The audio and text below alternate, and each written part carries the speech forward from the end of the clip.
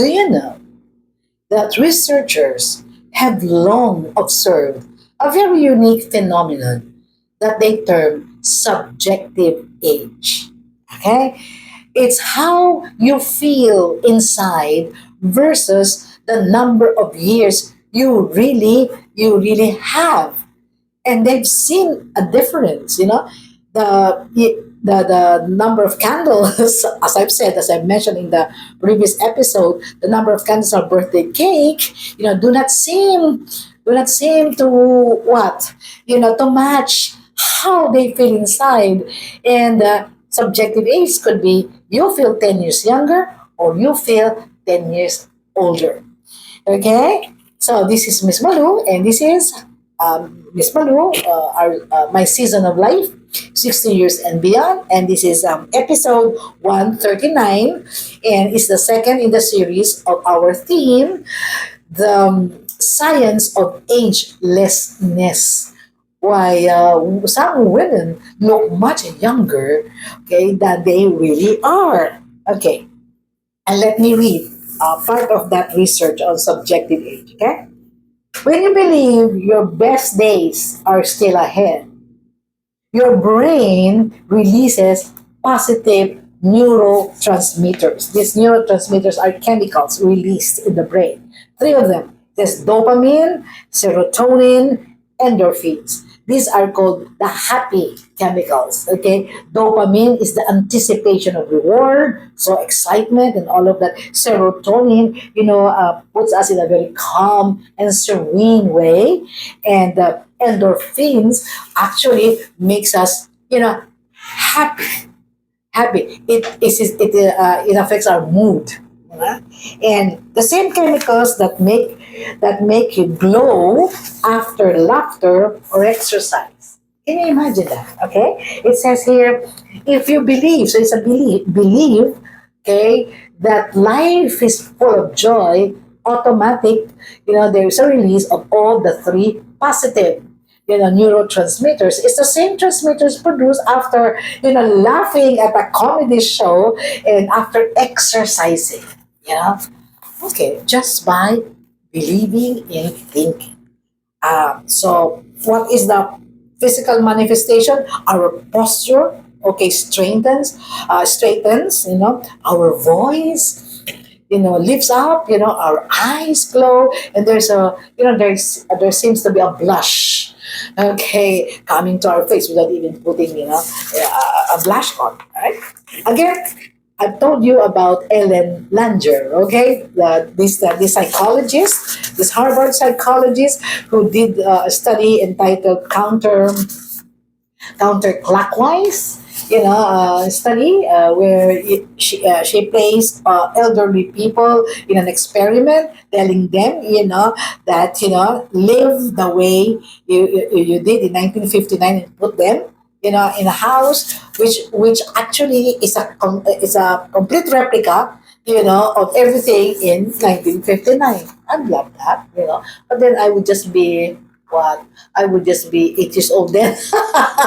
I will not be a good subject. Okay, so she's also referred to as the mother of mindfulness because she started this phenomenon called mindful. You focus on something, be mindful, which is the opposite of being mindless. Okay, so she said, when we think young, we begin to act young, not childish, but childlike. Alright? So it says, when we think young, we begin to act young. Okay. And then, all right, we begin to look young. So first think, okay, young, then we act young, and then we actually look young. That's the pattern. That's the pattern that she saw in her experiment. Okay. So she said, youthfulness is an attitude, not denial of age, but delight in life. Some people will say, well, Malu, isn't that wishful thinking? If a woman is 80, 85, and then she thinks, no, I'm just 50 and all of that, isn't that delusional? She's deluding herself. Okay, well, this will answer that. It's an attitude. It's not denying it's not denying your real age, but really it is delighting in life. All the beautiful things in life is actually what is important, not the time itself, not the age itself. Okay, it's the ability to see wonder when others see only routine and decay. I like that. It is really having eyes that see things and still wonder, not really see things which are routine, nothing new. I'm bored. Okay, I'm decaying. I am being invisible. Okay, every day. It's not that. Psychologist. Okay, there's this new girl, psychologist Becca Levy at Yale University. Ellen Langer is a Harvard psychologist. Now, Becca Levy is from Yale University. Proved through her studies that people who hold positive beliefs about aging live on average 7.5 years longer than those who think of themselves as aging machines. Let me repeat that. Okay, people who hold positive beliefs, okay, about aging, positive aging, okay, live, all right, on average, 7.5 years longer than people who see aging as decline. Aging, oh man, I think I'm gonna I will suffer from dementia. Okay, I know that is a very, very serious matter. Okay, but you don't think, we must not think that dementia and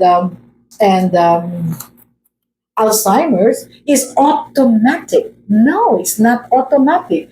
We have to help our people suffering from these. In fact, I'm actually following researches on how do you manage this, how do you prevent this, and etc. It's a very serious matter.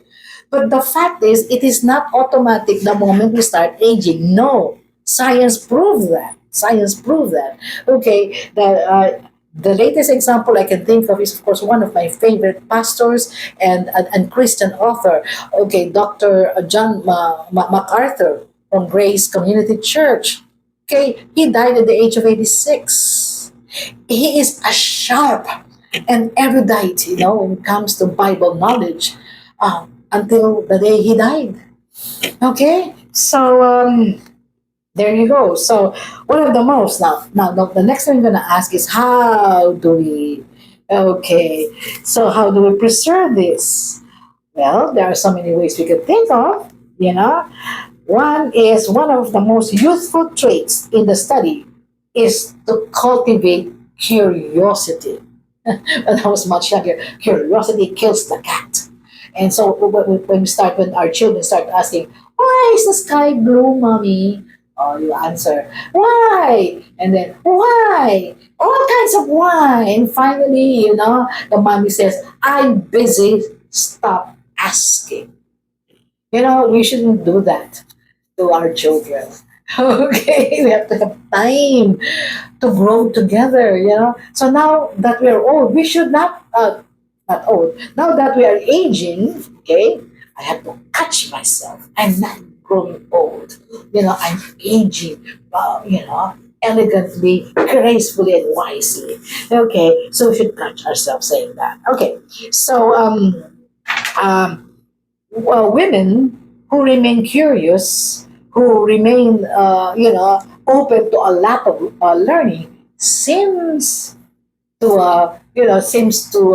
look much younger than counterparts. Okay, so neuroscience again confirms that curiosity keeps the brain plastic, adaptive, and engaged. Plastic, adaptive, and engaged. Because I teach this plasticity, the ability of the of the neurons, to have new connections. New connections will actually make the brain very active, very sharp. Okay, and our memory also very sharp. All right. So it says here, confirms that curiosity keeps the brain plastic, adaptive, and engaged, because neural neurons, which is the building blocks of the brain, neurons. Neural pathways are the connections. Okay, they form when they form, memory sharpens and creativity blooms. The curious mind, therefore, is a youthful mind, is a young mind. Ah, okay, that's curiosity. What's the second thing we can do, to be able to, to have this kind of youthful attitude? Laughter. Laughter, okay? Watching funny movies, telling funny stories, laughing together about silly things. One of the silly things I would think about, and I would laugh at myself, would be this, like, how long, meaning at what age will I be able to maintain my long nails? Can you imagine a woman of 90 still having my kind of nails? How, up to what age can I continue to wear my lashes? Yeah, I wear my lashes, my long lashes. I curl them every day and things like that. How, how long do I continue to dye my hair? Okay, before I let it allow, to turn white. Yeah. How long, up to what age can I continue to wear shorts? That's my favorite attire, casual. I wear shorts when I go out, go out and see a movie and all of that, or wear knee-high boots, while I do my session. Up to what age? And I would imagine myself, having white hair and wearing, knee-high boots, and wearing my leggings and having my long nails. And I was wondering, will I look silly or what? But then again, and I would laugh. Well, do you know what laughter does? Okay, research shows that it lowers cortisol. What is cortisol? The main stress hormone. We will talk about stress in the next episode, but just for now, cortisol is the main stress hormone. Okay? And if there is a lot of cortisol in the body, it weakens the immune system. So when you laugh, what it means is it lowers cortisol and it boosts our immune system. Literally, we are not just releasing tension, but we are what? We are literally rejuvenating our body when we laugh. Okay, and it's even free. Okay, you don't have to go to the spa. Okay, there's a common thread among women who appear ageless. They ask these questions. They say, "What excites me today?"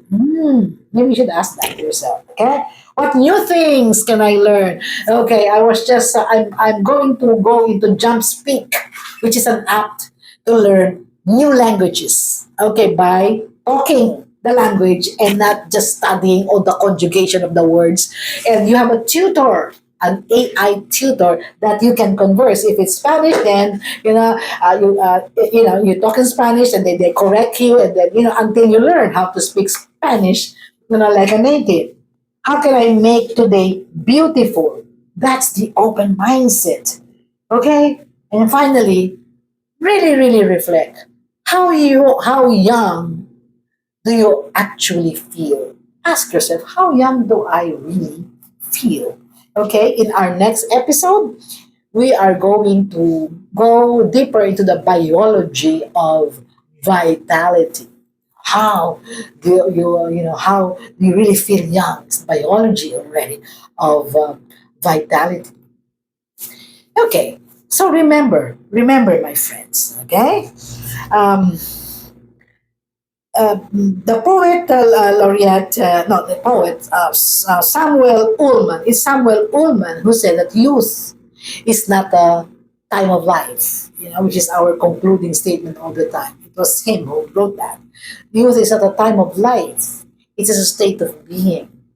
Okay? So, don't forget to like and subscribe so that we can continue this series of looking ageless, the science of agelessness. So this is your what? Your fellow sojourner, your life coach in this autumn of our life, and we will continue with this so that we can look much younger than our autumn years. Okay. Goodbye.